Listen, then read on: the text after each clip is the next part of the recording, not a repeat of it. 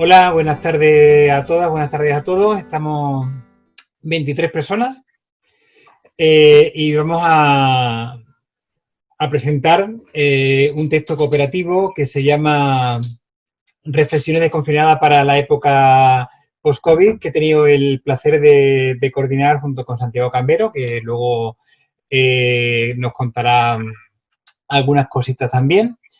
Y hemos tenido el placer de contar con un nutrido equipo de personas que de manera voluntaria ha decidido compartir sus reflexiones con la comunidad, ¿no?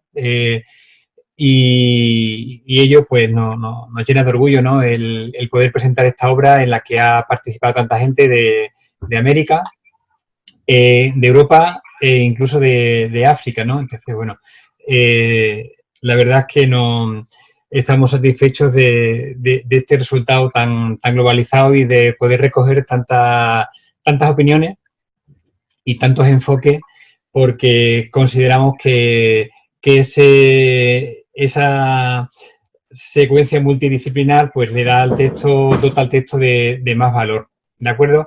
Yo quería presentar un poco que era Antrópica y que era Corona Social. Antrópica es una plataforma de edición, una editorial horizontal, es decir, y no lucrativa. No buscamos hacer negocio con los textos. De hecho, la mayoría de los textos se publican como este, en código abierto, en PDF, están libres para la comunidad. Que Antrópica es eso, en antrópica.com están los textos y se pueden descargar. También se descargará a partir de ahora nuestro libro, a partir de esta presentación, ¿de acuerdo?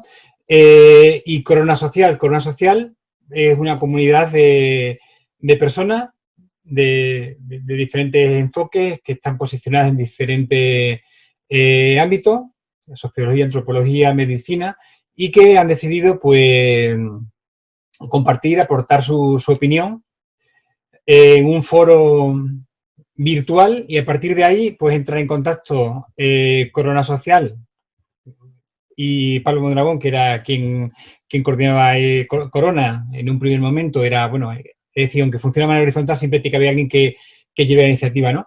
Y entramos en contacto en un primer momento en esta primavera y vimos que, bueno, que todo ese potencial humano, esas ideas que se estaban generando en la plataforma, había que sacarlas fuera. Entonces entramos en contacto, esa plataforma, ¿no?, de capital humano que es Corona, social, y la logística, digamos, de Antrópica, y sacamos este texto que os vamos a presentar ahora y en el que no todas las personas van a hablar, pero decidimos, pues, hacer esta presentación y va a hablar Erika está en Colombia, Santiago Cambero, compañero mío de trabajo en la Universidad de Extremadura, Estela Cabrera, que está en México, en la Universidad Anáhuac, Leandro está en Argentina y María, que junto con Leandro coordinan el proyecto Diálogos en Pandemia, que está en Cáceres, en España. Entonces, si os parece, la dinámica que vamos a seguir es que cada una de estas personas va a tener un bloque de 10 minutos en el cual nos va a contar un poco la perspectiva sobre el tema de la pandemia y en diferentes enfoques. Empezaremos con Erika, porque Erika nos va a dar la visión más global y vamos a ir de un escenario más global a uno más concreto. Y luego, si os parece, para evitar el tema como se han filtrado ahora algún micrófono y tal, lo que vamos a hacer es poner las preguntas en el chat y yo las transmitiré a cada uno de los panelistas. Comenzamos con Erika.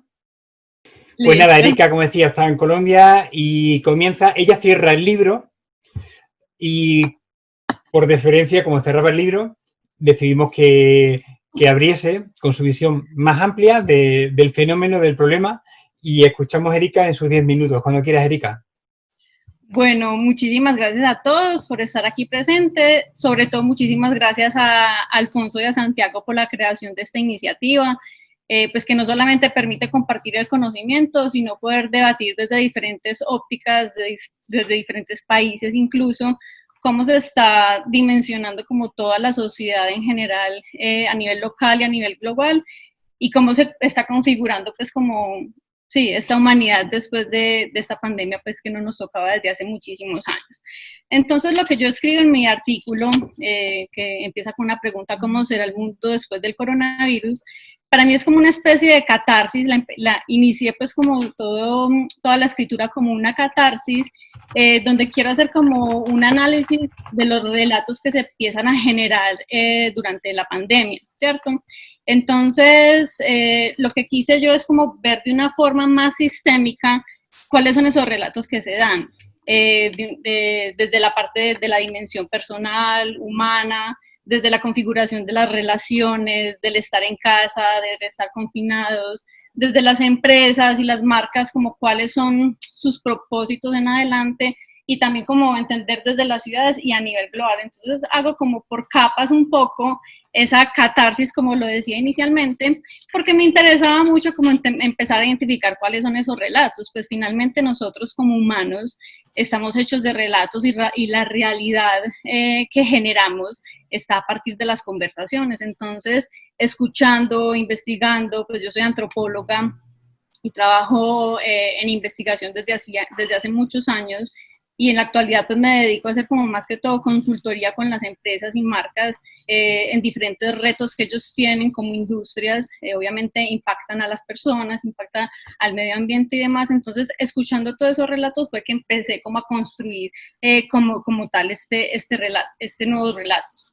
Pues como todos sabemos, todo este tema del COVID, de la pandemia, del confinamiento, ha cambiado por completo nuestros modelos de realidad en muy poco tiempo, ¿vale? Entonces, como les decía, como ver esa visión sistémica, y si bien se empiezan como a generar nuevos relatos y ya estamos abordando una nueva normalidad, pues ojalá no se nos olviden muchas de las cosas que empezamos pues como a construir en estos momentos de pandemia. Entonces, lo que yo veía era desde esas diferentes dimensiones, empezando por la dimensión personal, el hecho de que estuviéramos confinados en nuestras casas, no poder salir, esas actividades que hacíamos cotidianas cambiaron por completo.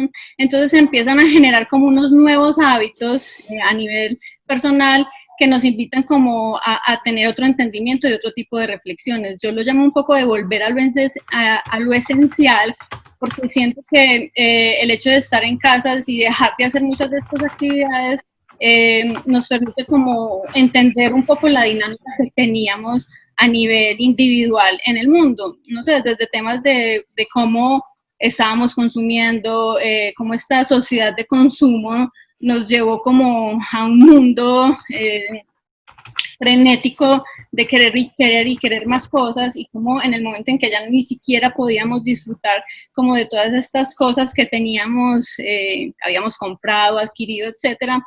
Entonces empezar como a llegar a lo esencial, a verdaderamente quién soy yo, qué es lo que quiero de mi vida, si me gusta mi trabajo. Nos empezamos a cuestionar incluso nuestras relaciones.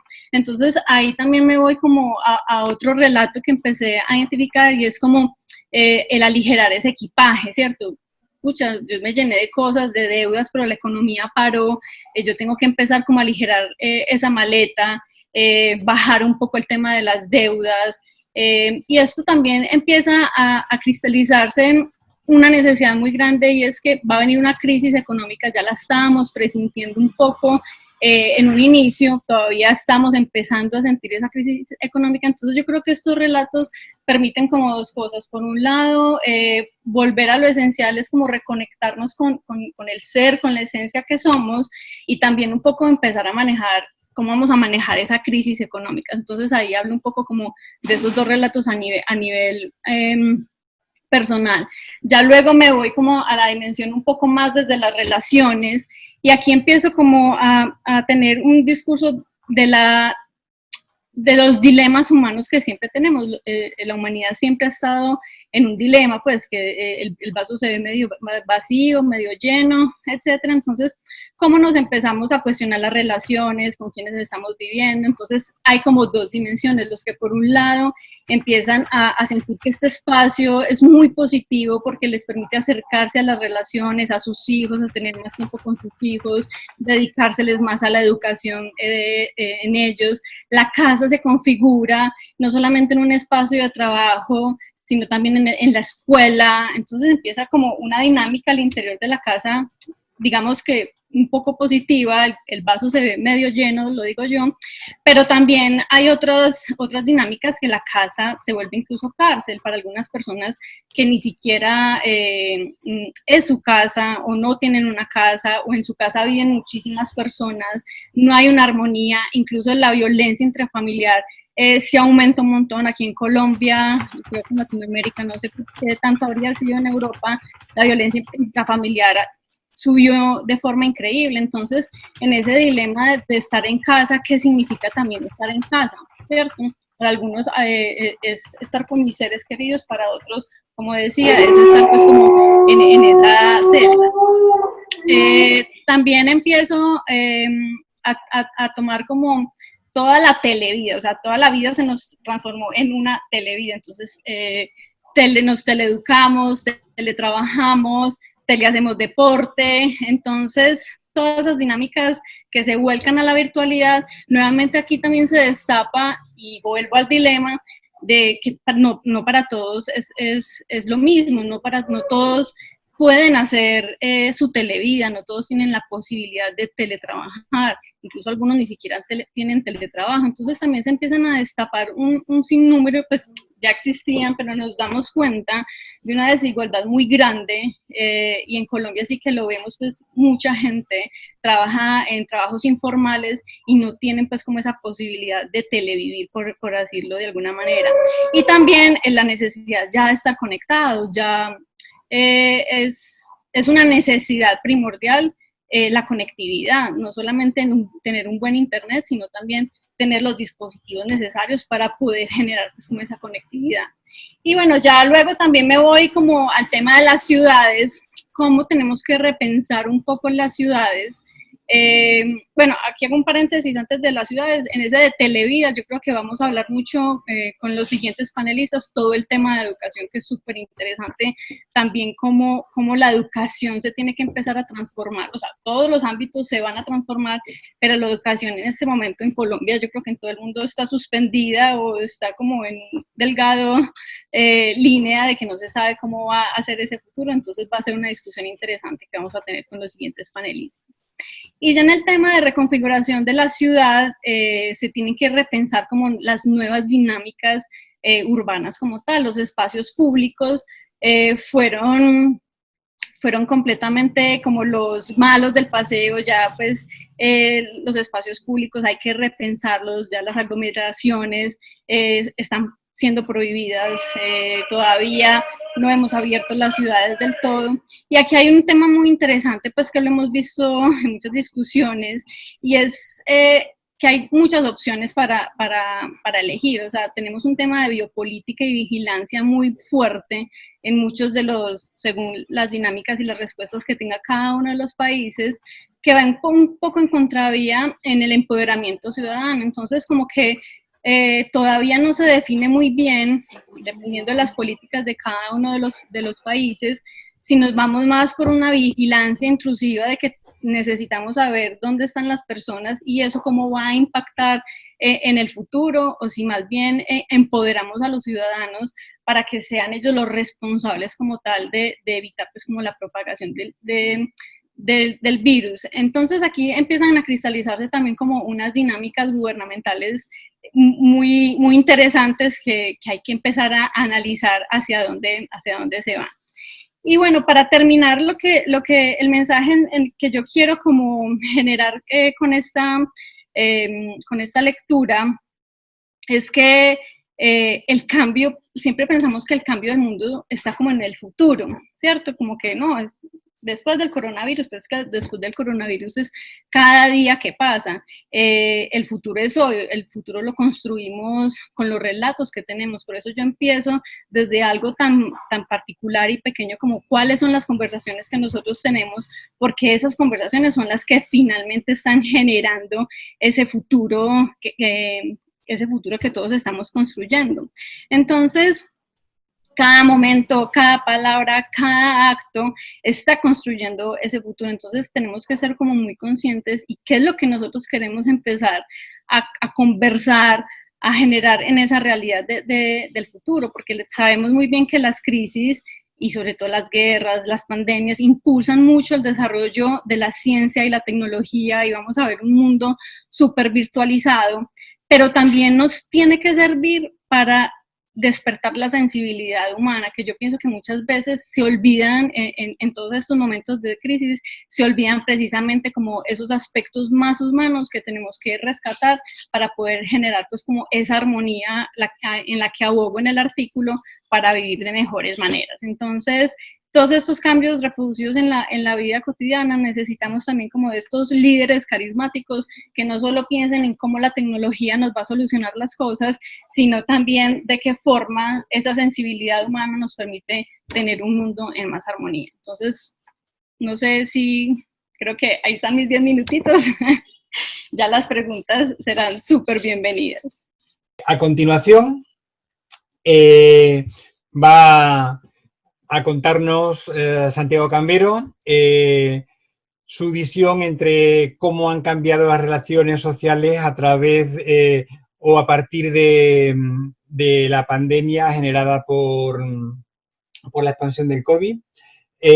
Santiago Cambero es sociólogo, además de involucrarse en esta obra, es una mente inquieta, analiza diversos fenómenos sociales, como la discriminación por edad, la tercera, ¿no, Santiago? La tercera discriminación social más importante.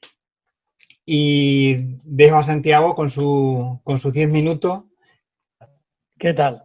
Bueno, yo en primer lugar quiero agradecerte, Alfonso, el haberme permitido participar de esta aventura apasionante que ha permitido que más de 15 autores, con sus correspondientes artículos, nos hayan podido dar una visión desde diferentes ópticas en relación a lo que va a ser la era post-COVID-19. Y eso quiero decirlo porque creo que es conveniente ser agradecido en estos casos. Yo diría que si hace 20 años nos hubieran relatado las circunstancias extraordinarias de una crisis sanitaria provocada por un virus que colapsa hospitales, que altera nuestras formas de interacción social, que paraliza la movilidad nacional e internacional y que nos obliga a recluirnos en nuestros hogares, cualquiera hubiera preguntado por el título de ese próximo blockbuster. Sin embargo, es la realidad que estamos viviendo desde hace meses a escala global, cuando la Organización Mundial de la Salud declaró la pandemia del COVID-19. Un virus que, como bien todos sabemos, se descubrió a principios de enero del 2020 en China, cuando ya sus autoridades nos alertaban de la capacidad de contagio y letalidad de este microorganismo. Automáticamente los gobiernos de muchos países, entre ellos España, iniciaron una carrera contrarreloj para poder contener la propagación de ese nuevo coronavirus y hasta ahora que nos encontramos en la fase de desescalada. Mientras tanto, han ido surgiendo múltiples incertidumbres acompasadas con evidencias científicas refutables que nos vienen a aconsejar que es necesario que aprendamos a convivir con este y otros virus emergentes a partir de ahora. El siglo XXI, sin duda alguna, está siendo un siglo muy, muy convulso, pues en apenas 2 décadas hubo varias crisis con efectos devastadores en distintos órdenes de las sociedades humanas. El primero fue el fatídico 11 de septiembre del 2001, cuando el corazón financiero de Estados Unidos, New York City, era atacado por terroristas suicidas en aviones que impactaban en las conocidas Torres Gemelas. y que pudimos contemplar en directo a través de la televisión mientras almorzábamos, creyendo que se trataba del tráiler de una nueva producción cinematográfica yanqui. A partir de ese día sucedieron otros atentados yihadistas en múltiples países occidentales y no occidentales, y Al-Qaeda y Osama Bin Laden formaron parte de ese vocabulario belicista provocado por aquella crisis que puso en jaque la seguridad de la comunidad internacional durante años. La segunda crisis se inicia en septiembre también, pero del 2008 en Estados Unidos, cuando el banco de inversión Lehman Brothers solicita protección crediticia a la Reserva Federal y a continuación aparecen las llamadas hipotecas subprime, que afectan al sistema financiero estadounidense y que empiezan a producir un déficit importante de liquidez que se empieza a propagar como la pólvora por todos los países y a todos los bancos europeos, que empezaban a perder valor en los mercados bursátiles. En esta ocasión se trataba, como digo, de una crisis económica con un fuerte impacto posterior, socialmente hablando, que obligó a tomar medidas muy impopulares de austeridad, basadas sobre todo en la reducción del gasto público con los problemas sociales que estaban asociados en países como recordaremos Grecia, Irlanda, Portugal o la propia España. Yo todavía tengo el recuerdo del recelo que tenía la sociedad lusa con los llamados homes de preto, los hombres de negro, que controlaban la administración portuguesa por encargo de la llamada Troika, es decir, la Comisión Europea, Banco Central Europeo y el Fondo Monetario Internacional, y que produjeron en muchísimos países, como acabo de comentar, años muy duros, que tuvimos que saber afrontar de la mejor manera posible. Toda esta cronología de coyunturas de crisis durante este siglo evidencian, como digo, la vulnerabilidad de la especie humana como generadora de presiones por factores endógenos en lo económico, en la seguridad y ahora en lo sanitario. Y ante este contexto geopolítico cambiante, podríamos cuestionarnos si las próximas crisis serán ecológicas o tecnológicas, si tendrán la misma incidencia y gravedad en la vida humana. ¿Qué vacuna deberíamos inocularnos para prevenirnos de posibles crisis? Yo, evidentemente, no tengo una única respuesta a estas cuestiones tan relevantes para el devenir de nuestra sociedad, pero sí tengo que decir que desde mi posición de observador de la realidad global y local, sugiero que nos hace falta tomar conciencia social, entendido como el conocimiento reflexivo de la propia realidad y de la acción transformadora de aquellas situaciones de injusticia social que nos rodean desde la proximidad. Es necesario, por tanto, reforzar nuestro propio sistema inmunológico como especie humana frente a pandemias, epidemias y endemias que hacen que nuestra sociedad sea una sociedad del riesgo, como diría Ulrich Beck, con cifras crecientes de millones de personas cada día más vulnerables, sin recursos personológicos ni materiales suficientes en nuestro planeta, para, como digo, para poder afrontar este tipo de situaciones de crisis. Pero la pregunta clave que yo como sociólogo me hago y que escribo en el artículo que es publicado en esta obra colectiva es ¿cómo seremos en la próxima realidad? Yo, como ya sabéis, prefiero hablar de próxima realidad que no de la tan cacareada nueva normalidad. ¿Y por qué? Porque yo parto de la base de que la próxima realidad es el resultado de todo un proceso de construcción social donde todas y todos vamos a participar de una manera y que vamos a permitir, como digo, co-crear esa próxima realidad en la que vamos a vivir. ¿Y cómo va a ser esa próxima realidad? Desde mi perspectiva, como digo, de observador social, creo que a escala global vamos a habitar en un mundo multipolar de superpotencias económicas y militares enfrentadas que generarán países y regiones satélites sometidos a ese nuevo orden mundial. Tendremos, ¿por qué no?, una mirada mucho más tribalista, pero también mucho más global, que combina lo local con lo global y que, por tanto, nos va a permitir estar expectantes ante lo que ocurre a escala global por sus efectos en la dinámica de nuestras propias comunidades. Por supuesto, también creo que va a ser a partir de ahora la necesidad de tener mucha más conciencia ecológica que relacione esta pandemia con desastres ambientales mayoritariamente, como es obvio, por la propia mano humana, y ya existe, por suerte, una generación postmillennial que es consciente de que no podemos consentir más agresiones indiscriminadas a la madre tierra. Por supuesto, algo que también se ha puesto en evidencia, y en el día de hoy lo estamos comprobando con esta presentación telemática, es que la sociedad va a ser mucho más articulada desde el punto de vista digital. Vamos a vivir en un entorno mucho más digitalizado, donde las competencias y las habilidades tecnológicas serán imprescindibles para convivir, pero también ejercerán un mayor seguimiento, como se decía anteriormente por parte de Erika, sobre nuestra propia intimidad, como un objeto que ha sido hasta ahora de protección, pero también de injerencias controladas por los gobiernos de acuerdo con el interés general. Yo creo que vamos a vivir en una economía menos especulativa, aunque hay graves riesgos de que también se consolide ese capitalismo exacerbado financiero y que por tanto va a impedir esa transformación del modelo productivo hacia una economía del bien común. El reto, por tanto, también estará en imaginar y en diseñar nuevas formas de interacción humana en las urbes desde una planificación mucho más humanizante y humanizadora, basado sobre todo en la accesibilidad universal, la conectividad medioambiental y la movilidad sostenible. Y además creo que va a haber una vuelta al medio natural por la seguridad y la salubridad que nos ofrece a los seres humanos, donde podemos vivir junto a otros seres vivos rodeados de fauna y de flora. Pero también creo que vamos a ser mucho más presentistas y cortoplacistas en nuestros proyectos de vida compartidas con familiares y demás personas próximas, pero también estaremos viviendo en un ambiente mucho más individualizado, mucho más atomizado socialmente y que de alguna manera va a ser algo implícito debido a esas normas de urbanidad que nos obligan a mantener esa distancia social e interpersonal.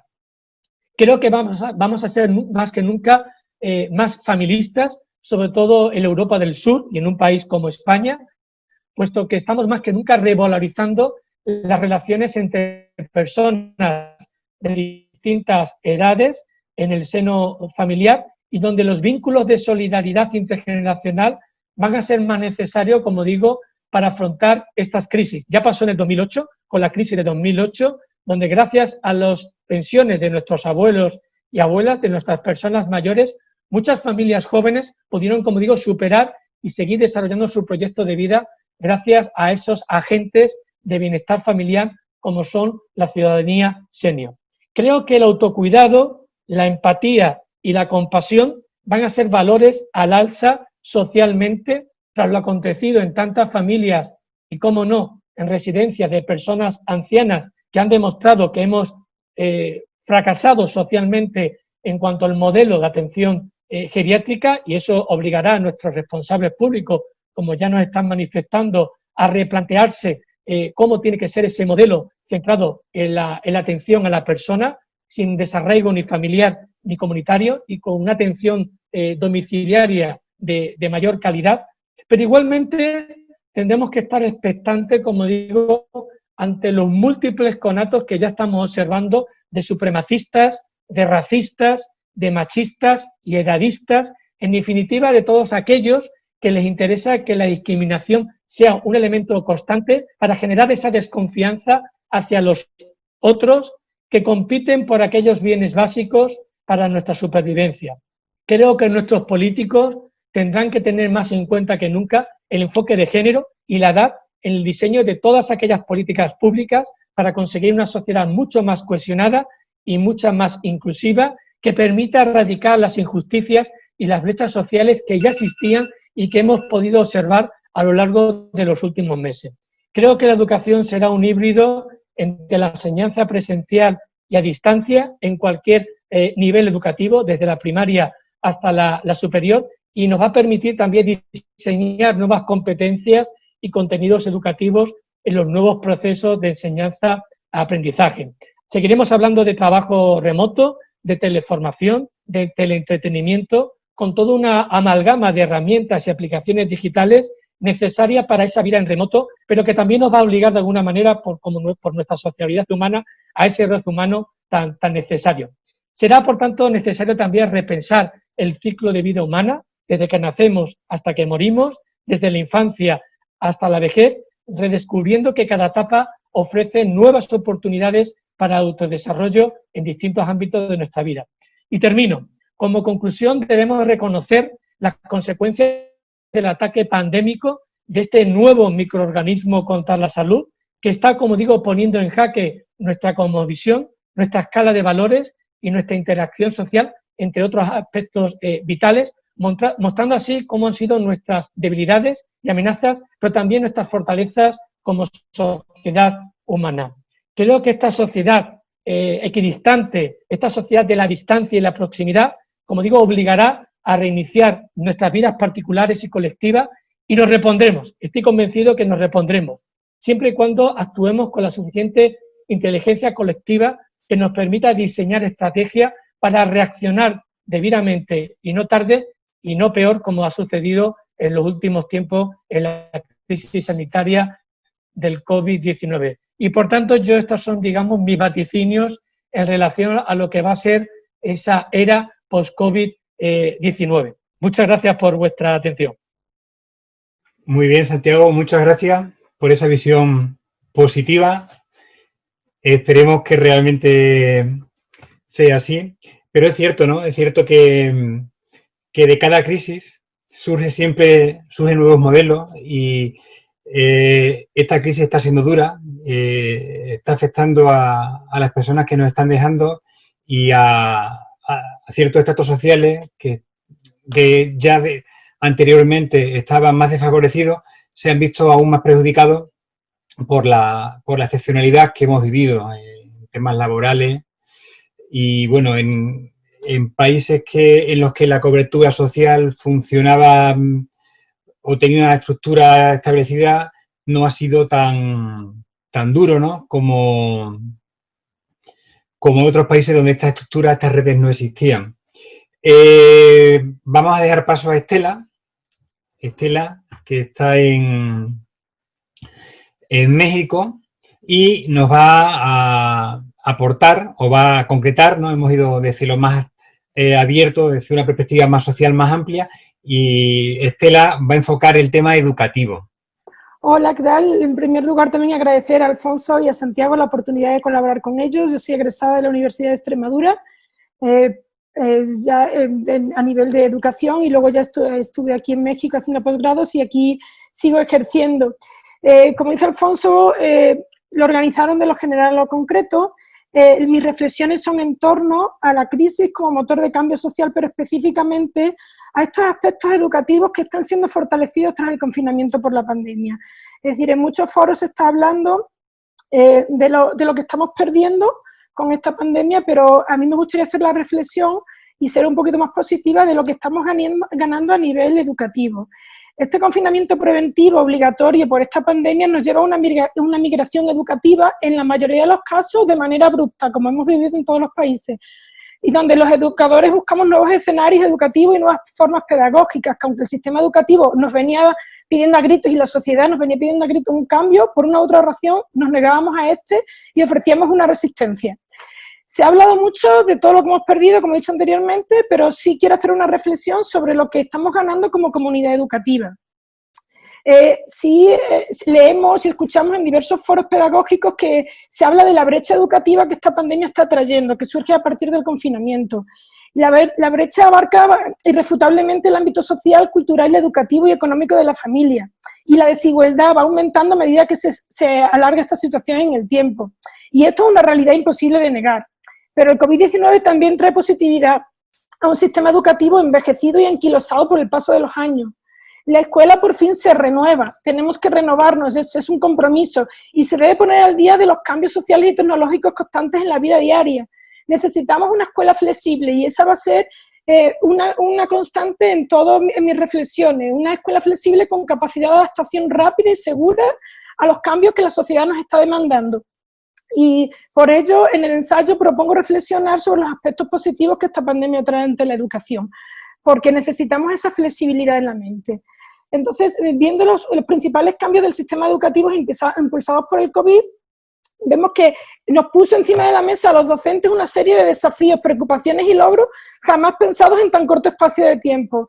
Entre los desafíos que expongo en el ensayo, podría ser desde la adaptación en las formas de dar las clases, las formas de evaluar, porque no van a ser distintas y esto lo retomaré más adelante. El manejo de la tecnología y la docencia virtual, que son dos cosas distintas. Las diferentes plataformas tecnológicas educativas en las que tenemos que aprender y las de comunicación, muchas de ellas que estaban desconocidas hasta este momento para nosotros. Y a la vez mantener la motivación de los alumnos, la comunicación con los padres, la coordinación con las escuelas, con los padres de familia, y todo esto en un ambiente de aprendizaje, ¿sí?, que disminuye la distancia social que nos ha impuesto el confinamiento. Entonces, estas pues son una serie de desafíos que tiene el docente, desafíos reales en su día a día, pero a la vez tiene una serie de preocupaciones, como asegurar el logro de los aprendizajes de sus alumnos, el diseñar nuevas actividades con nuevos materiales y herramientas desconocidas hasta ese momento, y evaluar de manera eficiente sin el contacto personal que nos obliga este confinamiento. Y a la vez, como hemos dicho antes, manteniendo una calidad educativa esperada tanto por la escuela como por los padres de familia, como por el mismo docente, ¿no? Entonces, los aspectos positivos de este cambio a nivel educativo vienen principalmente formados donde existe un equilibrio de competencias del docente. Es decir, se ha logrado la inmersión del docente en el desarrollo de competencias tecnológicas requeridas en este tiempo, de manera que se ha visto obligado a desarrollar nuevas competencias tecnológicas, docentes, pero tecnológicas, equilibrándose con las meramente pedagógicas que tenían su quehacer diario. Este equilibrio de competencias no se había llevado a cabo ni con la vasta variedad de cursos de actualización docente que diversas instituciones educativas nos ofrecen, pero nos hemos visto obligados a ello. En cuanto también otro aspecto positivo es que ha habido, yo lo llamo una explosión de conocimiento vertido en nuevas actividades. Sí ha habido una producción de contenidos académicos, de materiales, ya no son solamente el PDF, la memorización, sino que ha tenido el docente que innovar para llevar a cabo una óptima calidad educativa. Entonces, como decía, es una explosión de conocimiento vertido en actividades que llevan el aprendizaje a casa del alumno de una nueva manera, adaptándose a esa modernidad que la sociedad nos estaba reclamando como docentes hace años. Al mismo tiempo, otro aspecto positivo es que el alumno se está haciendo responsable de su propio aprendizaje, está creando nuevos ambientes y va desarrollando poco a poco principios de investigación y autoaprendizaje que le van a llevar al éxito en un futuro académico. Entonces empezamos desde la primaria ya a ver cómo los alumnos se están haciendo responsables de su propio aprendizaje, de sus horarios, de sus tareas en la casa. Y esto, como les digo, está desarrollando estos principios básicos para el éxito educativo futuro, como son la investigación y el autoaprendizaje. Y en esta línea pedagógica, y después de todo el trabajo diseñado, de todas las nuevas actividades, de aprender las plataformas digitales, los docentes nos damos cuenta que la evaluación debe ser diferente.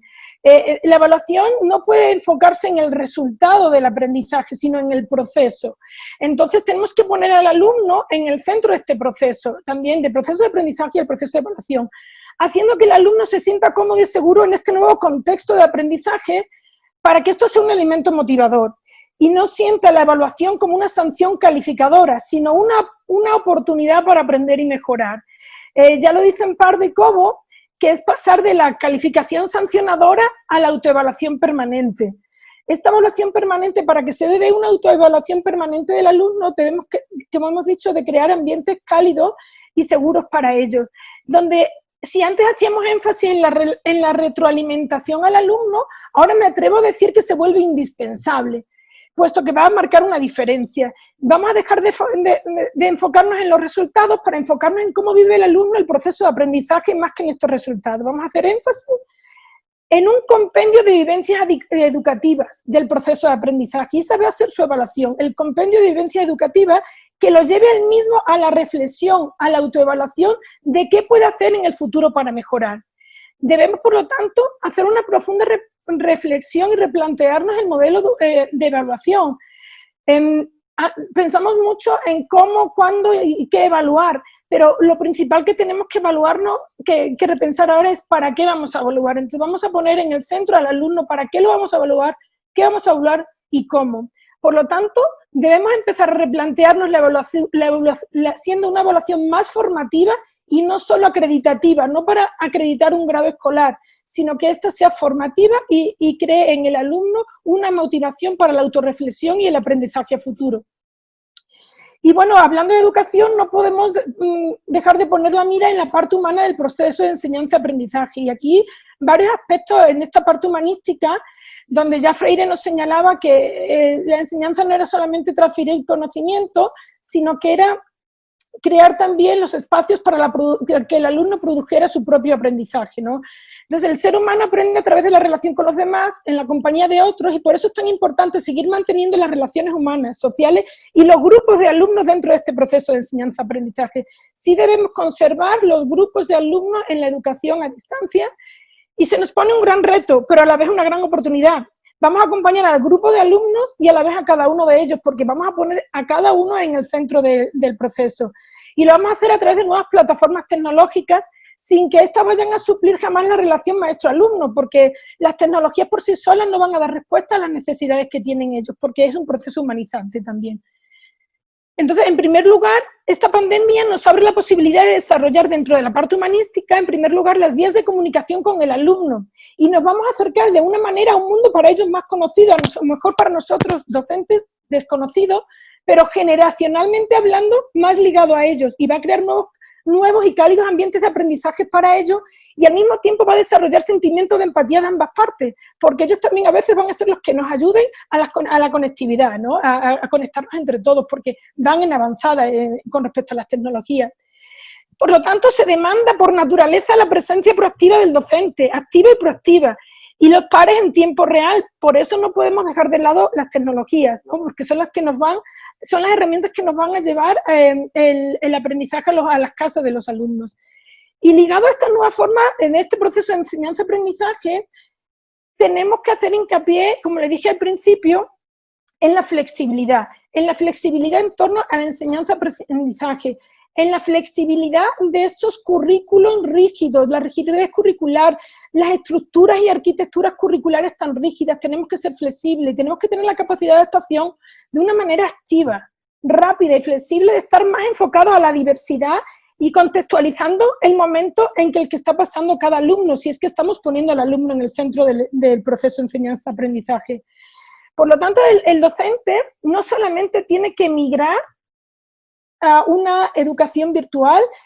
Aquí quería hacer un paréntesis en decir que no solamente tiene que aprender conocimientos tecnológicos, sino que también tiene que migrar a las competencias de docencia virtual, que no solamente con el aprender cómo manejar diferentes herramientas online va a dar la competencia de la docencia virtual. Y eso es un punto que podríamos desarrollar ampliamente.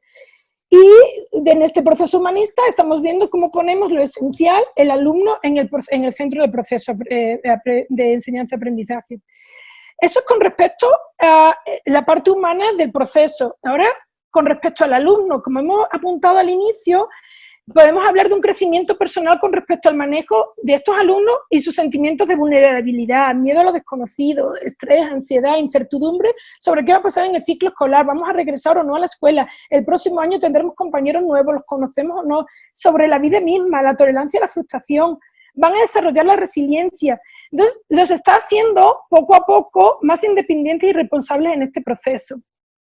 Dentro también de esta parte humanista, también tenemos que mirar de forma positiva cómo está impactando positivamente en las familias, porque hay familias que no están acostumbradas a compartir ni espacios ni tiempos en gran medida. Sin embargo, esta pandemia nos obliga a conciliar el ambiente educativo, el familiar, el profesional y de ocio bajo un mismo escenario, teniendo que ser flexible, tanto en el uso de espacios como recursos tecnológicos, pues muchos hogares no tienen un dispositivo electrónico por cada miembro de la familia, ni espacios individuales de estudio o trabajo. Entonces esto nos lleva a dos puntos de inflexión dentro del ámbito familiar. Por una parte, la familia empieza a compartir cosas realmente valiosas para ella, como son los tiempos, espacios y dispositivos que antes llamábamos dispositivos personales. Pues ahora hay que compartirlo y surge el respeto por el trabajo de los demás, que muchas veces no valoramos por no estar presentes. Entonces las familias se empiezan a conocer realmente. Por otra parte, en la parte positiva humanista del docente, el docente antes podía ser un desconocido para la familia, pero ahora diariamente entra en la casa de cada uno de nosotros. Y todos compartimos los espacios, como hemos dicho. Entonces, el maestro, la labor del maestro se vuelve visible a los ojos de cada miembro de la familia y se empieza a valorar la ardua labor que están haciendo para llevar el aprendizaje a cada niño, a cada casa. Muchas veces sin tener los recursos que tienes en el centro escolar, sino desde su propia casa. Entonces, va a empezarse a valorar más, o se está empezando a valorar más la labor del maestro. Una, porque ellos son los que dirigen también el aprendizaje de los hijos, mientras que los papás se ocupan de labores profesionales, familiares, o incluso cuando están allí presentes, ven lo complejo que es tener, por ejemplo, una clase de primaria motivándola y llevando el aprendizaje a cada uno de ellos. Y en otras ocasiones también hay algunos padres que tienen menor nivel educativo ya que sus propios hijos y no podrían estar ayudándoles en este desarrollo académico. Entonces, este acercamiento del docente al alumno, al hogar, en este acercamiento es muy importante también la comunicación verbal. Es importantísimo crear lazos de contención, soporte y cercanía que le den seguridad al alumno. El educador, por lo tanto, el docente, está obligado a desarrollar una habilidad de escucha activa que le dé a este alumno un nivel de empatía, o sea, un nivel de confianza basado en la empatía y en el interés que tenga por él. De hecho, en distintas escuelas estamos viendo cómo cuando el maestro se conecta con los alumnos, lo primero que le pregunta es ¿cómo están ustedes? ¿Cómo llevan el día? ¿Cómo les fue ayer? Porque es importante que para que el alumno pueda pasar un grado de desarrollo académico, las necesidades básicas estén cubiertas, ¿no?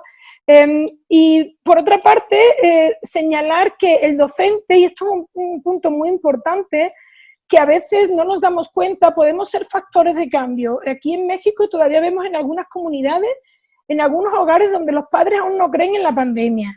¿Sí? Entonces el docente puede ser un factor de cambio a través de la relación con los alumnos, de brindarles no solo seguridad y contención en la distancia, sino herramientas de análisis y discusión con su familia y toma responsable de decisiones. ¿Sí? Entonces, esta parte del factor de cambio del docente que está llegando a cada hogar es muy importante. Y por último, habría que tomar en cuenta las nuevas funciones pedagógicas que nos demanda la grave crisis de salud mundial con respecto a la educación. El maestro pasa así a ejecutar nuevas funciones en esta situación educativa. Algunas de ellas que ya se vienen dando en otros ámbitos educativos como la pedagogía hospitalaria, donde yo me desarrollo profesionalmente, vemos que las estamos llevando a cabo sin ni siquiera saber al ámbito educativo a distancia debido a la pandemia. Y después de varios meses inmersos en la pandemia y en el confinamiento empezamos a hablar de una nueva realidad. Yo también estoy de acuerdo con los ponentes anteriores, con Eric y Santiago, en no hablar de nueva normalidad, porque son términos en tensión. Si es nueva, no es cotidiano. Entonces, como que ahí hay una tensión de vocablos. Entonces, yo prefiero también llamarlos la nueva realidad, dejando ver que el sistema educativo debe flexibilizarse y el docente está obligado a dar respuesta a estas nuevas necesidades del alumno. Y ahora es el tiempo de dar respuesta a estas necesidades del alumno que se desarrolla en un mundo cambiante y en continua evolución.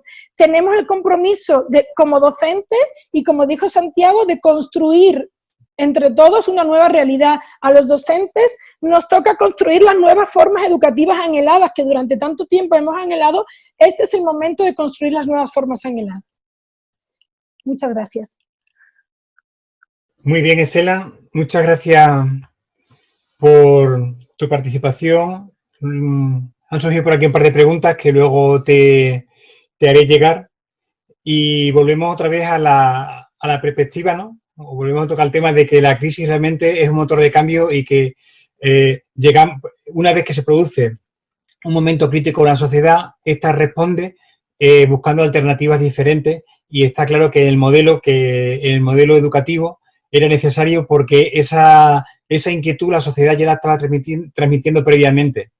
Estela procede del ámbito universitario. Ahora vamos a contar con la perspectiva de dos personas que están más enfocadas a niveles previos a la universidad.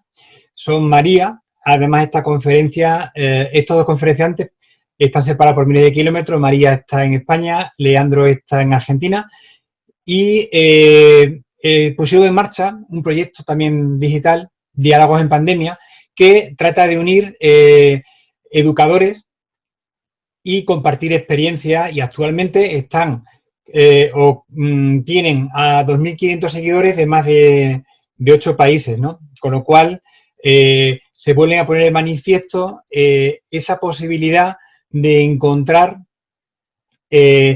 soluciones o formas de cambio cuando aparece una crisis, como en el momento en el que estamos, ¿no? Como en un momento de crisis que ha durado unos pocos meses, vemos cómo surgen respuestas rápidas para dar solución al problema.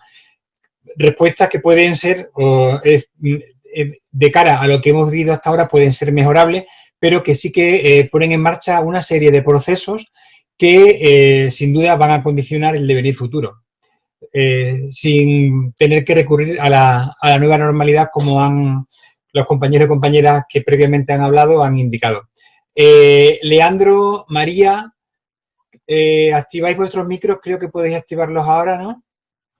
Muchas gracias. En primer lugar, agradecerles a Santiago y a Alfonso por esta oportunidad. Bueno, arrancar con nuestra presentación con respecto a diálogos en pandemia es pensar en un discurso que utilizamos con María, que es el diálogo como encuentro entre los hombres, tal como decía Paulo Freire, ¿no? De la pronunciación de una condición fundamental para poder llegar a esa verdadera humanización. Él decía sobre esto, planteaba y dio orígenes a nuestros pensamientos la idea de este espacio de intercambio entre colegas, entre docentes, en dos cuestiones. Primero, en la concientización del poder que tenemos de conectarnos, de llegar a los otros, y el diálogo como construcción, como esa búsqueda de cambio social, como él lo decía. Y en primer lugar, tomar conciencia de eso es importante para poder transformar esa realidad en la que todos estamos inmersos, y que en estos momentos de contingencia nos invita a interpelarnos, a buscar en nosotros aquellas cuestiones que podemos llegar a tener como oportunidad, ¿no?, de crecimiento personal, pero también trabajar en las cuestiones que tienen que ver con el vínculo con nosotros. Para lograr esa conciencia, y Freire es muy claro en ese sentido, se debe empezar por uno mismo, ¿no? Por nuestra propia realidad, por lo que nos toca vivir, por nuestras experiencias, por nuestras cotidianeidades, conocer nuestra propia historia para poder percibir de alguna manera con esto la relación que existe entre nosotros y en el mundo en que vivimos. Coincidía con lo que habían dicho los compañeros anteriormente, con el hecho, es decir, que nuestra realidad, nuestra propia historia, y también pensar en el posible futuro. Cómo es que a través de esta historia podemos entender situaciones sociales, culturales, económicas, políticas, ideológicas, en las que vivimos y que quizás necesariamente tengamos que transformar.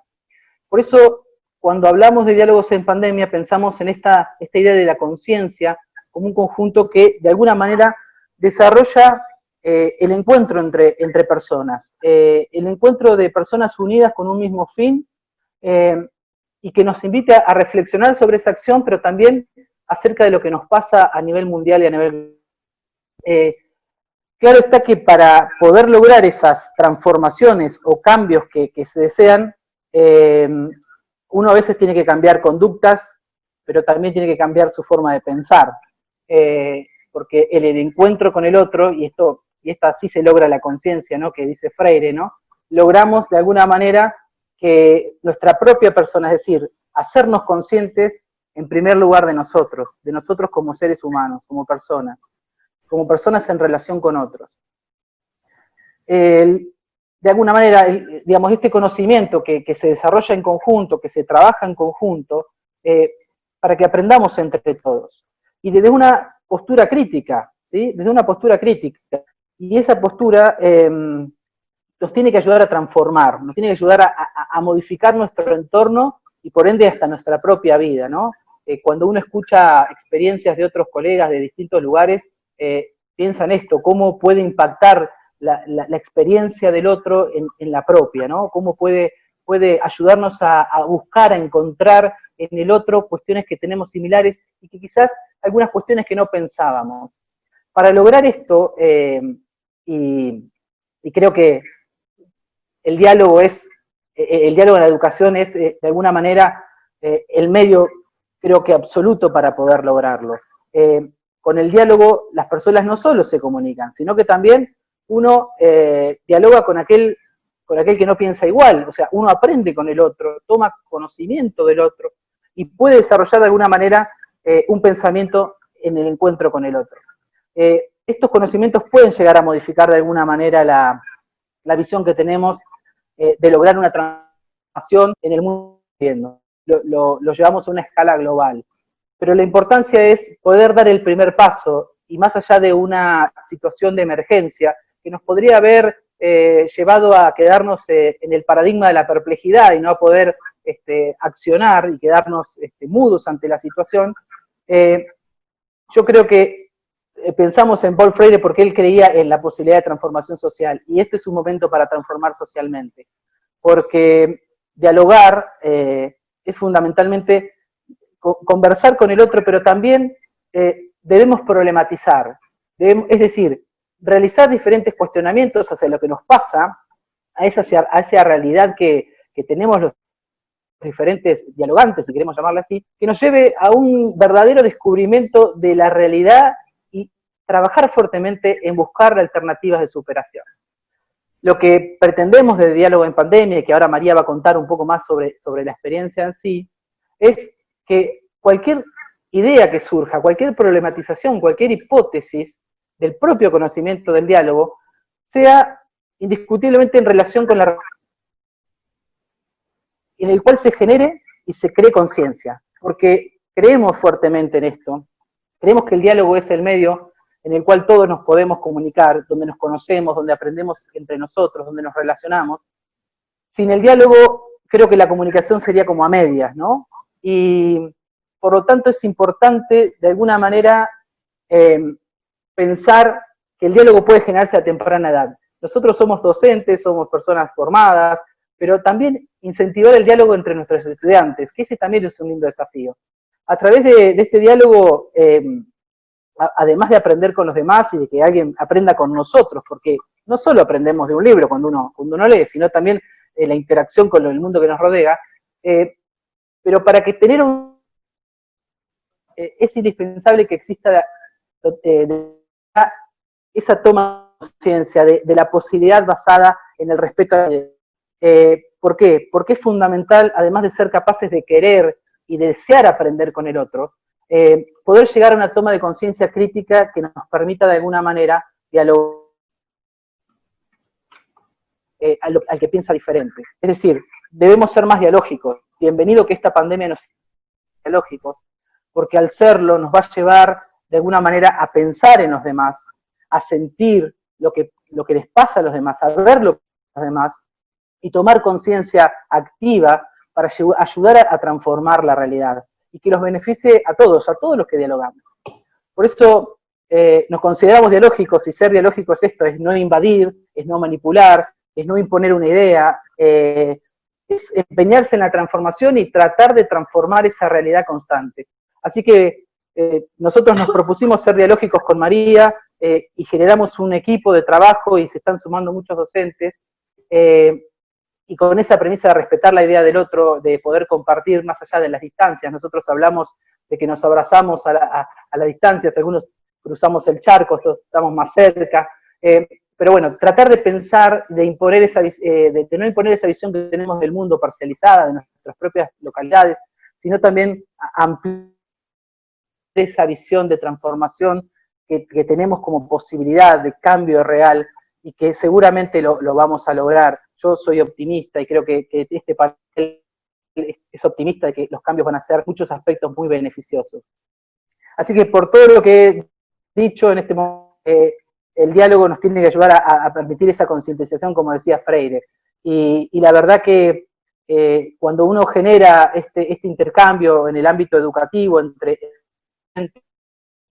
es realmente no solamente el diálogo que implica el pensar crítico es capaz de generarlo, sino también el tener la intencionalidad de querer hacerlo. Porque uno puede, desde la teoría, tener información o entender la importancia del diálogo en la educación, pero si no lo practica y si no lo lleva a la práctica, directamente esto se ve o queda invisibilizado.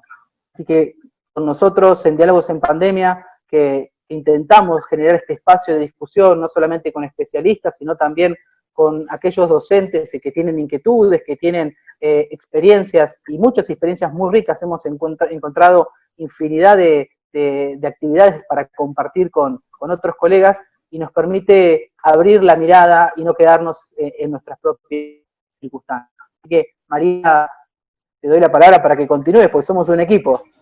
Muchas gracias a Alfonso y a Santiago por darnos este espacio para hablar de algo tan bonito que hemos llamado, pues, diálogo en pandemia. Leandro y yo, siempre para definir qué somos, pues siempre decimos que somos un espacio, pues, de construcción colectiva para intercambiar experiencias educativas desde la distancia. En contexto de aislamiento y suspensión de clases presenciales, pues hemos creado un espacio a través de las redes sociales para promover y enriquecer la reflexión crítica, como bien ha dicho él, sobre las prácticas y la investigación pedagógica que las y los docentes estamos realizando en estas circunstancias, y que nos permita entender el contexto que estamos viviendo, que es complicado, que nos permita intercambiar y generar propuestas superadoras en beneficio, pues, de nuestras alumnas y nuestros alumnos. En España, un poco para poneros en antecedentes, lo que nos pasó, aunque teníamos a nuestro país vecino Italia muy cerca, padeciendo la pandemia con drásticas estadísticas, pues también nos vino de sopetón, que es lo que hemos ido descubierto en todos los diálogos, ¿no? Y todo lo que posteriormente aconteció entre los días 11, 12 y 13 de marzo, pues fue así, ¿no? Fueron los días en los que se iba comunicando sucesivamente en distintas comunidades autónomas que los centros escolares cerraban sus puertas. Comenzábamos, igual que os ha pasado a muchos de vosotras y vosotras en vuestros países, un periodo de suspensión de clases lectivas presenciales como prevención para evitar la propagación del COVID-19. En España, eso fue los 11, 12 y 13 de marzo, pues el 14 de marzo se decreta el estado de alarma. Ya lo teníamos claro, las familias nos quedábamos al completo en casa con un nuevo miembro, que era la escuela. Y de repente el profesorado tiene que reajustar toda su programación didáctica con muy poco tiempo de planificación para ese estado de alarma que no sabíamos realmente pues cuánto iba a durar. ¿Qué pasó? Pues surgen miedos, surgen muchas incertidumbres, mucha presión social, surge angustia y desánimo.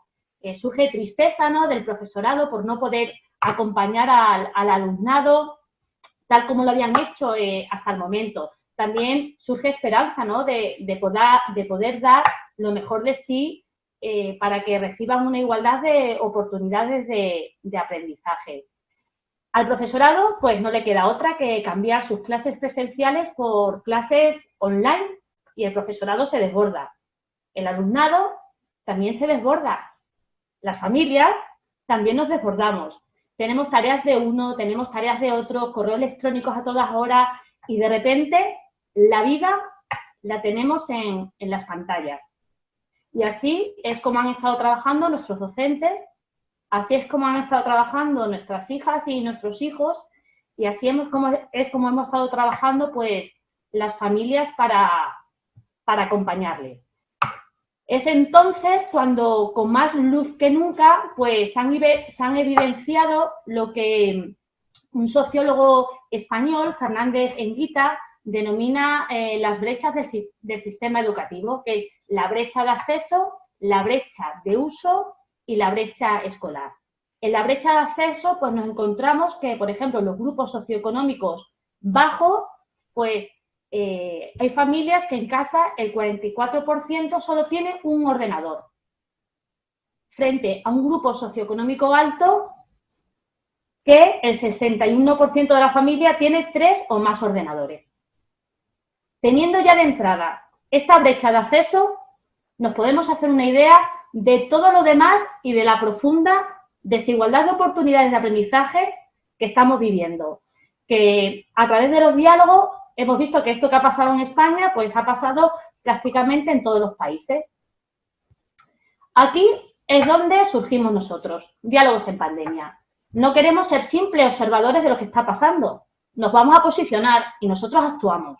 Somos un grupo de docentes de diversos países que planteamos el diálogo como bien ha explicado Leandro, planteamos el diálogo como una propuesta pedagógica y que nos vamos a fundamentar en los planteamientos de Paulo Freire. Ante todo lo que está pasando, nosotros decidimos crear un espacio donde poder compartir las prácticas docentes, donde también pudiéramos reflexionar críticamente sobre los efectos de nuestro trabajo en esta educación online que estamos llevando a cabo. Un espacio también donde pudiéramos establecer diálogo abierto sobre las estrategias más adecuadas y, sobre todo, un espacio donde pudiéramos estar conectados con docentes de otras escuelas, de otras realidades que a la vez están viviendo este tiempo de pandemia con las mismas dificultades que el resto. Ya vivas en Perú, en Argentina, en Chile, en España, en Portugal, en Costa Rica o en México, que son ahora pues todos los países que tenemos involucrados en esta iniciativa, ¿no? Estos encuentros los estamos llevando, pues como aquí, por ejemplo, a través de la plataforma Zoom, donde la voz y el protagonismo la tienen nuestros docentes, los primeros. Pero también invitamos a pedagogas y a pedagogos expertos pues, para debatir juntos las líneas de trabajo imprescindibles que no debemos olvidar y no debemos obviar en la educación que estamos ofreciendo en este tiempo en que la escuela está en casa, junto a las familias. Creemos también que todo el profesorado, como profesionales de la enseñanza que somos, podemos encontrar en este espacio, Diálogos de Pandemia, una manera de colaborar, pues ¿para qué? Pues para aprender a hacerlo mejor, ¿no? No queremos otra cosa que aprender a hacerlo mejor con el fin, pues, de mejorar el aprendizaje de todas nuestras alumnas y alumnas en este tiempo tan complicado que todos y todas estamos viviendo. Para terminar, pues solo deciros que yo pues no dejo de aprender de todas las personas que me encuentro en el camino. Junto a ellas y junto a ellos voy reafirmando mi convicción de que la educación es una herramienta poderosa para crear una ciudadanía competente, pero que sea capaz de mejorar el mundo. Porque lanzo la pregunta, si no, ¿para qué sirve la educación? Esto es Diálogos en Pandemia. Termino. Muy bien, muchas gracias María, muchas gracias Leandro. Está bien que hayas terminado con una pregunta porque ahora vamos a recibir preguntas. Realmente es interesante, ¿no? ¿Para qué sirve la educación? La educación está al cambio. Y ahí era una de las cosas que me han anotado para que os preguntara. Si os parece, ya que estabais los dos con los micros abiertos, pues comienzo con vosotros dos y voy al revés, ¿vale? Os pregunto primero a vosotros, después a Estela, después a Santi y después a Erika. Y con eso terminamos, que son las 7:15, llevamos ya 1 hora y 15 minutos. ¿Creéis, me da igual María o Leandro, como queráis repartiros, ¿vale? Tengo 3 cosillas. ¿Creéis que en tiempos de presión, es decir, hemos visto que la crisis es momento de cambio, pero creéis que aun con la presión que supone la crisis es buen momento para hacer cambios o es mejor cambiar de una manera más madura, con más cambios? Y después también preguntan, en la misma línea, si esa presión a la hora de tomar decisiones nos puede llevar a cometer errores. ¿Quién empieza de los dos? Venga, María. Cualquiera de los dos, no hay problema. Bueno, pues si todo lo que estamos viviendo y si de todo lo que estamos viviendo no aprendemos, está claro que todo este tiempo es un aprendizaje. Nos va a ayudar a saber qué prácticas educativas hemos de mantener, qué prácticas educativas, como ha dicho Estela, son positivas, hemos descubierto y vamos a aprenderlas y vamos a potenciarlas en el futuro. Pero también es evidente que hemos aprendido que no está llegando. Entonces, habrá cambios que son evidentes que haya que incorporar, pero también se ha dejado constancia que buenas prácticas educativas han funcionado y que debemos mantener. Vamos a tener que desechar lo que no servía y mantener y potenciar lo que nos venía bien. Esta presión no viene bien a nadie. No creo que la administración educativa actuar con tanta presión pues le haya dado tiempo y analizar y reflexionar sobre las instrucciones y sobre las órdenes que estaban llegando a los centros educativos. pero es que la presión estaba en la administración educativa, estaba alrededor. Entonces, todos hemos actuado con presión. Eso ha hecho que algunas cosas las hayamos hecho mejor, otras peor, pero ha sido así. Así hemos actuado y así hemos respondido. Y yo creo que demasiado bien han respondido los docentes, de lujo han respondido nuestros alumnos, y chapó cómo han estado todas las familias atendiendo y apoyando, tanto a sus profesoras, a los profesores de sus hijos, como a sus hijos y a sus hijas. Coincido plenamente en lo que manifiesta María. Creo que cuando uno está bajo presión, muchas veces siente la imperiosa cuestión de pensar que lo que va a hacer, lo va a hacer de manera forzada. Yo creo que este es un momento en que nos puso en tensión, puso en valor la discusión acerca de lo que venimos haciendo bien y acerca de aquellas cuestiones que tenemos que replantearnos. Creo que los cambios van a ir siendo progresivos, no podemos pretender un cambio drástico, de aquí comenzamos una escuela nueva, tampoco creo que sea esa la forma, tampoco creo que lo que se ha hecho en la escuela a lo largo de su historia esté todo mal, al contrario, hay cuestiones que vamos a tener que fortalecer, mejorar, profundizar, y en algunos aspectos vamos a tener que innovar. Yo digo, decimos siempre en Diálogos en Pandemia, bienvenido la posibilidad de poder discutirlo, de poder ponerlo sobre la mesa, porque muchas veces lo podemos leer, lo podemos escuchar, lo podemos debatir hacia el interior de las instituciones, pero no como política pública. Y aquí creo que juega un papel fundamental el cambio radical en algunos aspectos en la política pública, que realmente sean políticas de crecimiento que ayuden a reconstruir una escuela en algunos aspectos, a potenciar algunos aspectos que viene desarrollando, pero también a ser generadoras de nuevos cambios que permitan mirar hacia un horizonte mucho más real, mucho más pensado en este contexto de vida, de este mundo en que estamos viviendo. Creo que cobra sentido la idea de poder discutir, de poder debatir, y no quedarnos solamente en las premisas, en las ideas, en un borrador, y no llevarlas a la práctica. Creo que si bien esta presión que tenemos los educadores de tener que dar respuesta en un momento de contingencia, también es una oportunidad como educadores de repensar, reelaborar y también de abajo hacia arriba proponer el cambio. Muchas veces esperamos que el cambio venga de arriba hacia abajo, es nuestra oportunidad desde abajo hacia arriba proponer nuevos cambios para la educación. Y en ese camino estamos. Muy bien.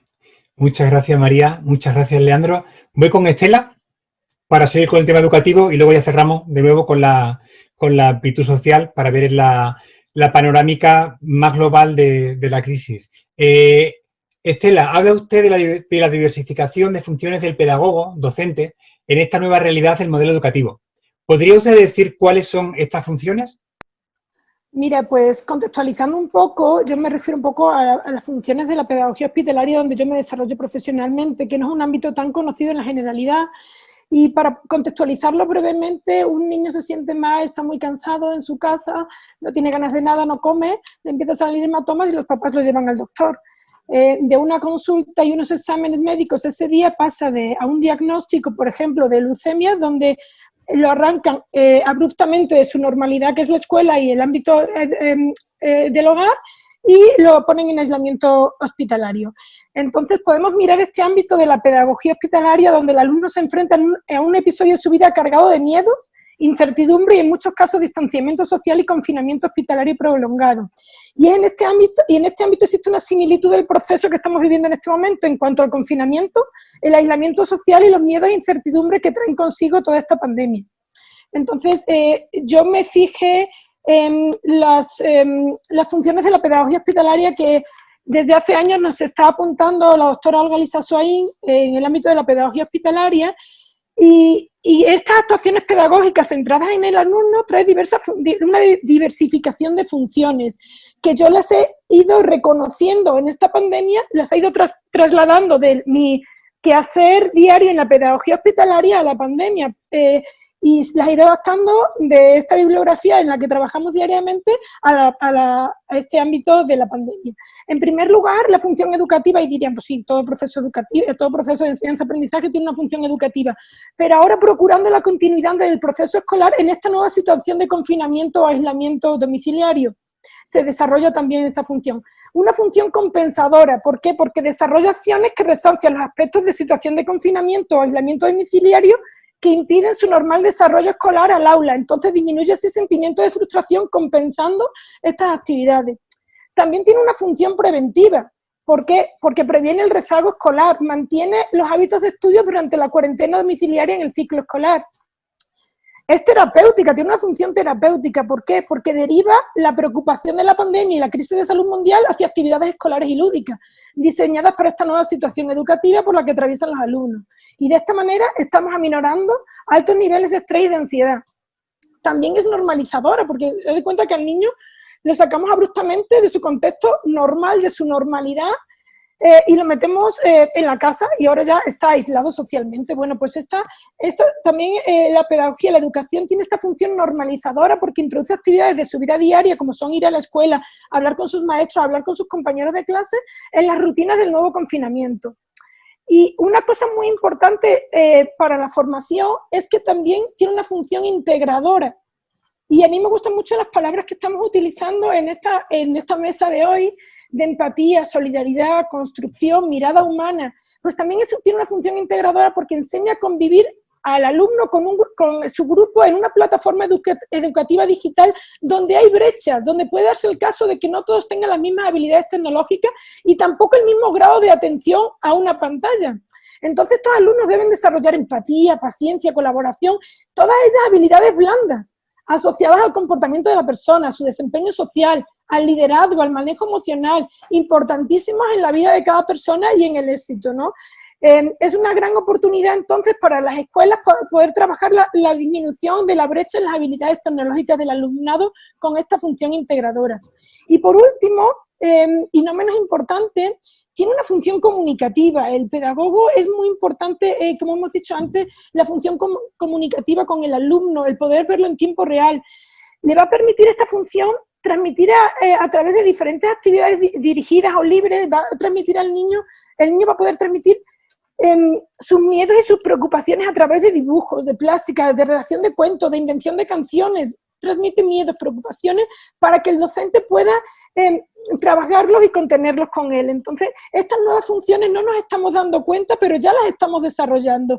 Y mi reflexión fue en torno a cómo cosas que se están haciendo en otros ámbitos de la pedagogía, como el ámbito de la pedagogía hospitalaria, tienen mucha similitud por el contexto que estamos viviendo de pandemia y confinamiento y aislamiento social con lo que se está viviendo en este momento. Entonces, esta reflexión de cómo hay unas funciones que no se están verbalizando, pero que estamos llevando a cabo. Entonces, lo que hice fue adaptar estas funciones de la pedagogía hospitalaria, como ya dije, en la bibliografía están donde las pueden encontrar puntualizadas hace años por la doctora Olga Elisa Swain, cómo se están llevando a cabo desde entonces, pero no nos estamos dando cuenta de todo el trabajo que estamos haciendo. Gracias. Muchas gracias, Estela. He perdido a Santiago, que acaba de entrar. Santiago, ¿me puedes escuchar bien? Sí, ¿no? Vale, está aquí de vuelta Santiago. Pues sí, tenemos también una pregunta, bueno, una o dos que vamos a formular de manera conjunta y a ver, nos hacéis una síntesis entre ambas situaciones. ¿Creéis que la sociedad que surja de la crisis del COVID-19 será más solidaria y respetuosa tanto entre personas y países como con el medio ambiente? Y una segunda pregunta que, bueno, en parte tiene que ver con las brechas digitales que han hablado los compañeros y las compañeras que han defendido o que han estado hablando de modelos pedagógicos, pero esta es más amplio, ¿no? ¿Se reducirán las brechas existentes en la sociedad? Es decir, ya no solamente la educativa, sino el resto de brechas que generan desigualdades frente a situaciones de élites. Resumiendo, bueno, la sociedad será mejor, más solidaria y más respetuosa. ¿Y crees que la crisis o la sociedad que salga de la crisis reducirá las brechas existentes en la sociedad?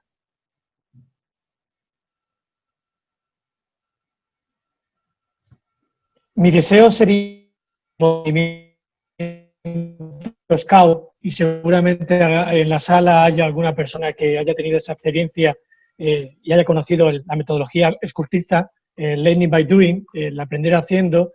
Tenemos como misión y como lema estar siempre listos para servir y en este caso para construir una sociedad mejor.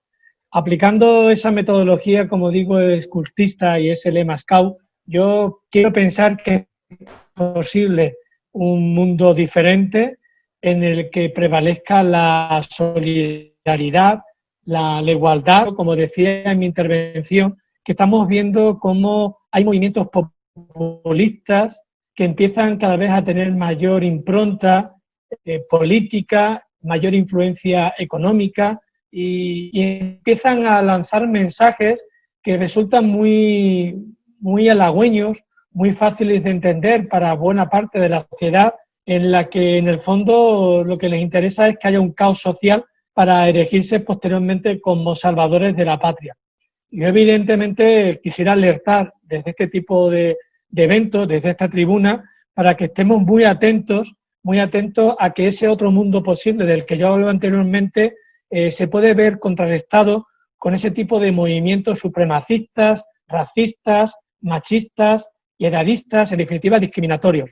También es verdad que el ser humano tiene una capacidad intelectual fácilmente, de poder olvidar aquello que ha resultado una situación traumática, incómoda o negativa. Y yo espero y deseo que la humanidad en general no pierda de su memoria colectiva lo que ha sucedido durante estos 3 meses y lo que puede suceder a partir de ahora durante el periodo que nos queda sin vacuna de este nuevo coronavirus.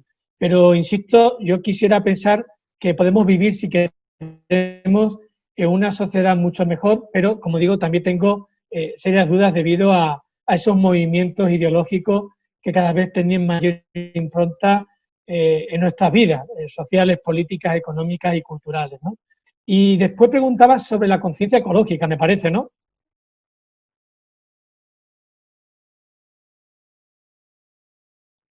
Alfonso.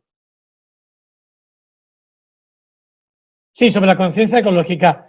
Yo creo que sí. Yo creo que se ha despertado una conciencia ecológica importante en la ciudadanía global, porque de alguna manera estamos interrelacionando lo que es una pandemia, que como digo es un microorganismo, pero que tiene una capacidad importantísima de generar consecuencias catastróficas como venimos observando, porque además sabe perfectamente cómo discriminar a los cuerpos huéspedes, y en este caso hay que decir que los cuerpos huéspedes en su mayoría han sido personas mayores de 80 años, y así las cifras lo acreditan según la Organización Mundial de la Salud, que el 70% de las personas que han fallecido por COVID o enfermedades derivadas de este tipo de virus han sido personas mayores de 80 años.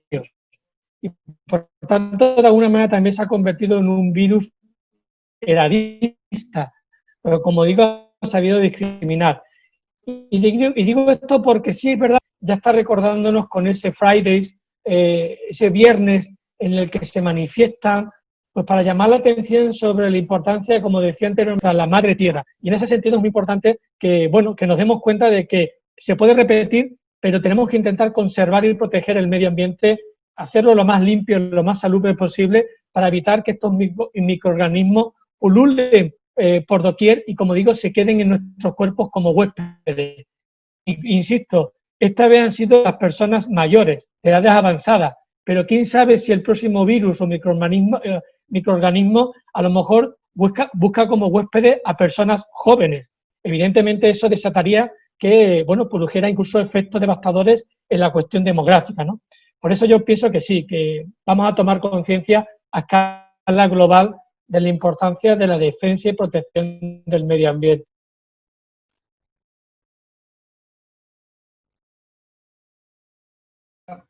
Efectivamente nos encontramos, como tú dices, ¿no? con un virus edadista, con un virus darwinista, ¿no? Es cierto, cuando hablamos de las mejoras de las mejoras que podía aportar la crisis, hablamos de las mejoras que podía aportar nuestros sectores, pero es cierto que si nos vamos a vidas humanas, el virus ha hecho un efecto depurativo que evidentemente choca con la dimensión sentimental.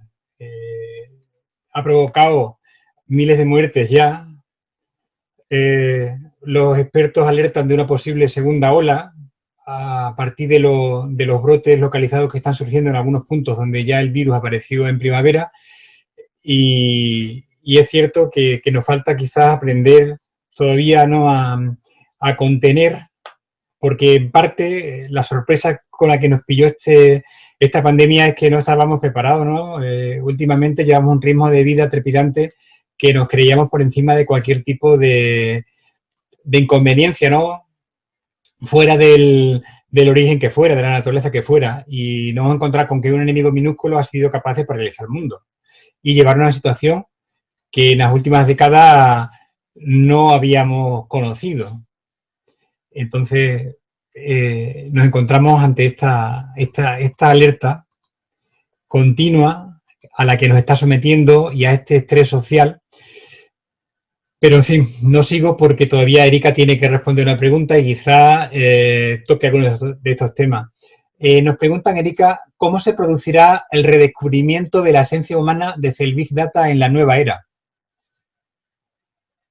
Muy interesante la pregunta. Yo pienso que sí que hay como un redescubrimiento de la esencia humana, porque yo creo que la evolución del espíritu humano todavía somos unos monos, por decirlo de alguna forma, ¿cierto? Hemos evolucionado muy bien en toda la parte como del hacer, del tener, de la técnica, la tecnología, el Big Data, o sea, ya nos sentimos incluso dueños de la naturaleza, etcétera. Yo pienso que la pandemia que nos hizo sentirnos vulnerables, y yo creo que hay un tema del espíritu que hay veces es difícil contarlo, comunicarlo desde los científicos y que aún más, pero yo creo que en todas las conversaciones que hemos tenido el día de hoy hemos hablado de alguna forma de esa humanidad, como desde el espíritu. Entonces yo creo que el Big Data y toda la evolución que hemos tenido nos está dando libertad para dejar de pensar en temas primero físicos, pues toda la evolución de la industria, damos a los robots nuestros esfuerzos físicos, ya incluso les estamos dando a los robots los esfuerzos mentales, están pensando mejor que nosotros.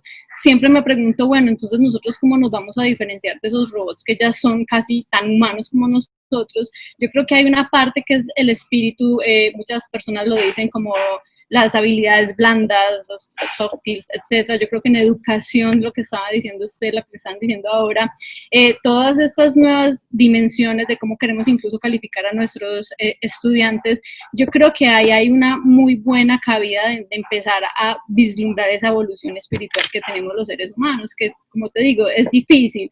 Entonces yo creo que aquí sí, vamos a ser muy exitosos en toda la técnica. Nuevamente el mundo se va a volver virtual, van a haber muchas cuestiones allí interesantes, pero empecemos como a identificar la parte espiritual. Yo creo que el Big Data nos va a permitir que nosotros tengamos como el tiempo, ya no solo de pensar que listo, ya lo están haciendo otros, sino empezar como a sentir, a tener la empatía que necesitamos para generar estas conversaciones, a empezar a vivir más en comunidad, relacionarnos más con los otros, no ser tan individualistas. Entonces yo creo que ahí hay un espectro enorme en que tenemos que empezar como a no solo analizar pues desde la dimensión científica, si se quiere decir desde las ciencias sociales, sino también empezarlas a enseñar desde la educación a los niños y pasando pues como por todas las etapas como tal, y empezar a entender desde la espiritualidad cómo los seres humanos vamos a empezar a evolucionar allí. Genial. Sí, es cierto que, como estamos anticipando, ¿no?, es cierto que estamos en un cambio de era, o por lo menos en un cambio de modelo, ¿no?, en el cual una serie de posicionamientos que ya se habían planteado, es decir, todos los cambios, ¿no?, la educación en remoto o el teletrabajo o esa concienciación ecológica con la que hablaba con Santiago hace un ratito, todos estos modelos no son nuevos, es decir, no parten ahora en sí del momento en el que aparece el confinamiento o la crisis del coronavirus. Son modelos que se estaban debatiendo en las décadas previas, pero sí es cierto que el punto de inflexión se ha marcado cuando ha habido un colapso global que nos ha llevado a retomar todas esas formulaciones que ya existían, que había pensadores que las habían lanzado y que se habían planteado previamente, y hasta este momento, cuando ya la sociedad colapsa, dice, uy, aquí tenemos un problema con el que no podemos seguir. Entonces ahí es cuando hemos empezado un poco a sacar, a reformular esa ideología que estaba ahí un poco olvidada, ¿no? El mismo concepto de pandemia, ¿no? Estábamos siendo alertados por la OMS desde hacía ya más de 10 años de la posibilidad de una pandemia como esta, pero nunca fuimos capaces de tomárnoslo en serio. El cambio climático, igual, es decir, llevamos recibiendo señales, pero afortunadamente no hemos llegado al punto de colapso, pero hemos visto cómo al paralizar ciertos mecanismos humanos, en pocas semanas, en pocos días, el ecosistema, el planeta ha ido recuperando unos ritmos que habíamos ido bloqueando durante décadas de desarrollismo. No sé, de momento no veo más preguntas ni por Facebook ni por el chat. También es verdad que llevamos ya más de hora y media, aunque estamos manteniéndonos todas las personas que entramos, lo cual pues está muy bien. Quiere decir que nuestros panelistas, que Erika, Santiago, Estela, María y Leandro han transmitido ideas interesantes y que a los asistentes y a las asistentes les ha parecido interesante, cosa que bueno que como organizador pues me agrada mucho. Claro, bueno, perdón, invitarlos al libro. Sí, eso iba a decir ahora, digo, que mientras si alguien lanza alguna pregunta la paso a los panelistas, pero he puesto en el chat el link donde se puede descargar el libro, lo he puesto también en Facebook, si no en antropica.com, que es el nombre que sale debajo de mi vídeo, también se puede descargar en cualquiera de esos elementos. Más de 250 páginas, 15 ensayos, y yo os recomiendo que lo leáis porque, bueno, habéis conocido a 5 de las personas que han escrito, pero hay más. Yo os recomiendo que lo descarguéis y lo leáis, os gustará. ¿No, Santiago? Sí, no, yo quería un poco apostillar lo que ha dicho Erika. A mí me ha gustado mucho su reflexión sobre la espiritualidad.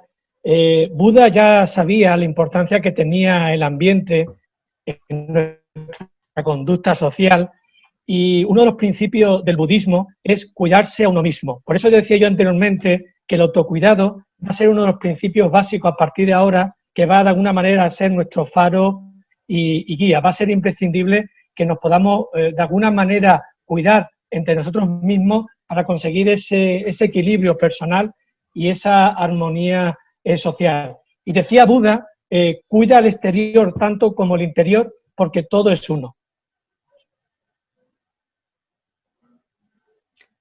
Muy bien. Pues, si no hay aportaciones, nos quedamos con esta reflexión de Santiago, de que cuidemos el interior y el exterior, que nos cuidemos como personas, que nos cuidemos como sociedad, que quizás eso estamos viendo que nos falla, ¿no? Nos falla ese espíritu comunitario y hacer ver, bueno, que nuestras acciones repercute no solamente en nosotros, sino en las personas que están a nuestro alrededor. Y bueno, creo que es un bonito broche para estos 100 minutos que hemos estado compartiendo experiencias y compartiendo reflexiones. Nada, les remito al enlace a que descarguen el libro y sigan leyendo. Y nada, muchas gracias por participar, muchas gracias por asistir, panelistas, muchas gracias por haber aceptado la invitación. Muchas gracias a ustedes por hacer esto una realidad, de verdad que sí. Muy bien, pues con esto nos despedimos y nada, les invito a leer el libro. Hasta la próxima. Gracias. Gracias a todos y gracias por asistir. Gracias a todos y a todas por asistir también. Gracias. Mucha salud.